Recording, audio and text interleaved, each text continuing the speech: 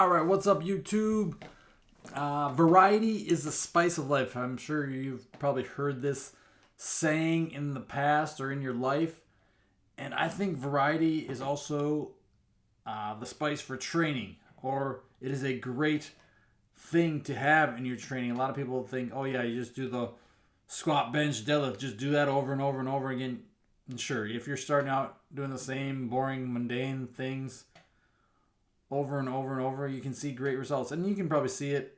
I mean, you can see it if you do it too for a long time. But again, if you're like me, you get bored with stuff doing the same things over and over and over again. If I'm doing the same squat variation for a year straight, I don't know if I could do it anymore. I need variety. I need movement variety. And just think, everyday life, if you're just a normal, everyday, regular person, going to work, going to school, going to the grocery store, going to kids' events, following them along, going for walks, just doing daily tasks, you are going to come across a lot of different movement and weird movements, weird angles, weird ranges of motion, weird things you're doing with your body, like, I don't know, reaching up into a counter, or you're reaching over here, but you got something over here as well. Or you're out in the winter and walking on the ice and you slip and you catch yourself and you're halfway in the splits, or and one hand on the ground and whatever. Or maybe you're playing Twister and I don't know, they even still make that game.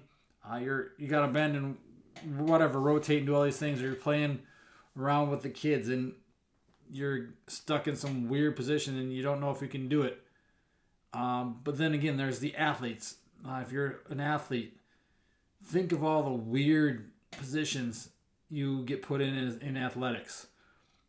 Basketball players with weird landings on a shot, or coming down on someone's foot, rolling an ankle, or if you're lucky enough to be able to dunk, you see all these dunkers coming down in some crazy weird landing. That's why landing mechanics are so dumb.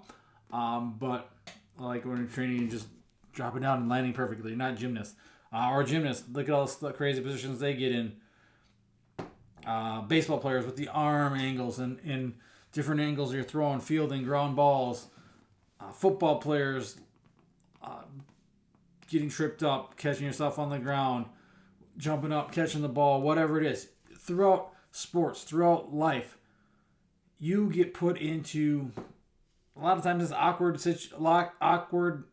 situations, not in the term of like awkward when you're talking to someone or whatever, but awkward in the sense of weird movements, weird ranges of motion, weird things you catch yourself in that you don't know how your body does it, and maybe you get hurt doing it if you aren't training. And that's why variety in training and exposing your body, exposing your mind, exposing you to a bunch of different movements, a bunch of different movement patterns is important. I hate when people say, and I used to be one of these people, that's why I know why it's dumb. The squat, the push, the hinge, the pull, the lunge, the carry, those 6 movement patterns are all you need. No, they are not all you need. Those are 6 movement patterns. And just, again, think of all these weird, you're cleaning the house and you have to bend over to do something and you're in this weird angle. That ain't no squat. That ain't no lunge. You're in some weird, bended, twisted, looking like a pretzel position.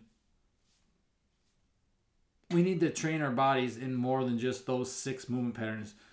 Give them a variety. Give them function. Give them to make things actually functional. Because half the stuff in the gym is not functional, quote unquote, or whatever you want to call it. It's kind of a dumb term, but so think of everything you're doing in daily life, all these weird situations you catch your body in.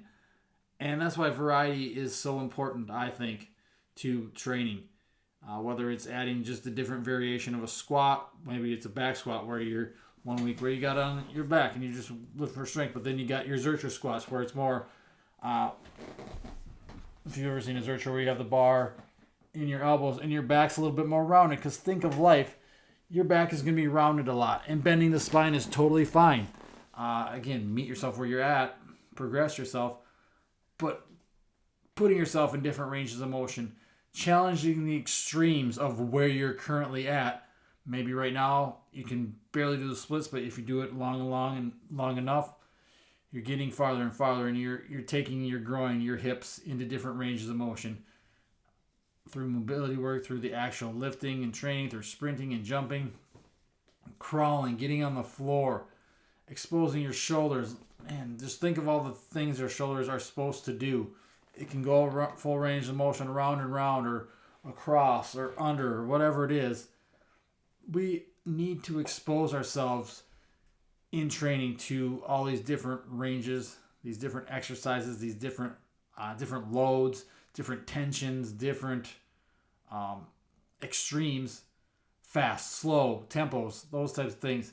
So our body is prepped and prepared for whether we are just an everyday mom or dad, or working at like maybe it's a warehouse job where you're doing all this heavy lifting and stuff, or you're an athlete that's getting put into different extreme ranges of motion and extreme contacts and crazy situations with your body in the sport, in the games, because you can prepare. You can prepare. Why do you think, like, you see all these videos of like Patrick Mahomes bending and twisting and still making a throw, or still staying on his feet and then getting a first down or whatever it is? You're like, how the heck do you do that? That's just, and people just say, well, it's mostly genetics. And yeah, it's freak genetics, but look at the way the guy trains. He trains with Bobby Stroop down in, I think he's in Texas. But they prepare for this. You see he does a lot of crawling and just playful and just movement-based stuff of challenging and putting his body into all these different ranges of motion and preparing the tissues, the ligaments, the tendons, yes, the muscles, the joints for this kind of stuff. Knowing that things happen on the field that are crazy and unique and things you've never even seen before. Body gets put in different positions, different movements that you're like, what the heck? How do you do that? And a lot of times you can prepare and train for this type of thing. Yes, it's not going to be exact, but you're exposing your body to different movements, different ranges, which is important to get the body and prepare it for this thing, so you can, when those situations happen, whether it's in a game or just in the backyard playing with your kids, or backyard doing lawn work or whatever it is, you're not surprised by it, and you're not getting a catastrophic injury from it. Yeah, you can still get hurt. I mean, yes, people get hurt in sports all the time. People get hurt in everyday life all the time. But I think if we prepare our bodies and expose our bodies and show our bodies that we can do all this different crazy stuff, our bodies are not fragile. Our minds are not fragile unless you make it fragile by doing nothing, by sitting around and not moving and not exploring and exposing your body to these different movements. So what are some ways? Like I mentioned, the squat, the hinge, those 6 movement patterns. Yes, you can do thousands of different variations of each of those.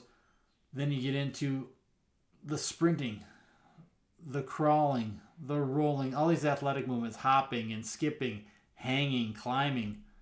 These aren't mentioned in those 6 movement patterns, but these are all movement patterns. They're all movements, and there's millions of different variations of these. And just doing mobility work and stretching. Stretching gets a bad rap, but stretching is totally fine. I mean, if it feels good, it helps you.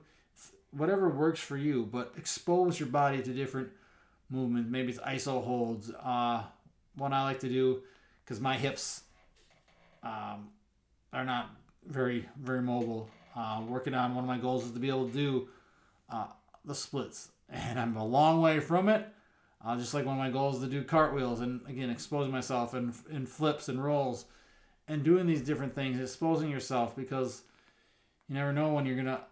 I remember one situation this past winter when I slipped on the ice and caught myself in a splits, or right before, like, so I didn't actually fall, get all the way to the ground and tear something, My body was prepared because I do a lot of splits and iso holds and I get on my glute ham machine and different groin iso holds and things like that, and hip work and impulses.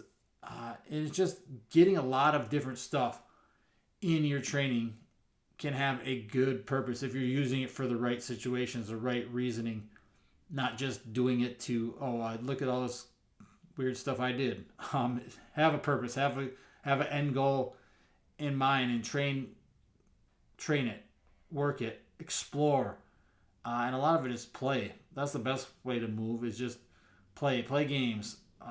Whether you're a kid, whether you're an adult, it's okay to look weird and goofy. That's part of it. Training should be fun. It shouldn't just be some boring thing that you don't look forward to. You should look forward to training. But train hard, train smart, and again, expose your body to different ranges of motion. The extremes. Maybe it's an extremely fast one for something, and extremely slow for something where you're going really, really slow and controlling and focusing on a squat or a lunge movement, and just going, 60 seconds down, 6 seconds back up, or slow lowers. So you're going 3 minutes down and really pulling into those end ranges if it's a lunge or a squat or a push-up. Those can be very beneficial. There's so many different ways, so many different unique strategies, tools, ways to train that can help you and expose your body to situations, movements, ranges of motion, challenging positions, challenging loads, tempos, those types of things. But if you really want to prepare your body to be ultimately a great human mover, so you can train athletically and move better and feel better, you got to start using variety of movements, of loads, of tempos, of training tips and tools and things like that to get more variety and explore those, so your body is not, body doesn't or you don't even freak out when something like this happens in a real life situation or a sports situation.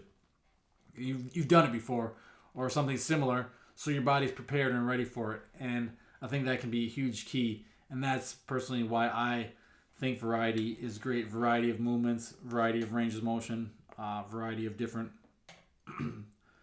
techniques in your training to, again, expose your body to these patterns, these movements, these ranges of motion and mobility, and then allowing you to explore them. So you're actively looking out and seeking out new varieties and new ways you can move your body, just to see and test and push yourself to its limits and see what your body is actually capable of. And that's really when you start to go forward and make progress with your training. So add variety to your training, add a variety of movements to your training, so you are prepared for everything that life throws at you.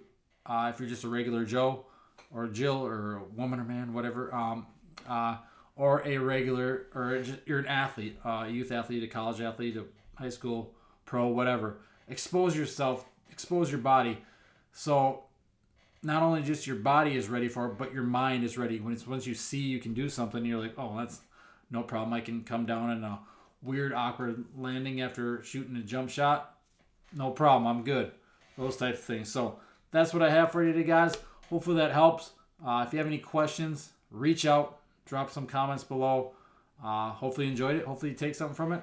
And we'll talk to you again soon.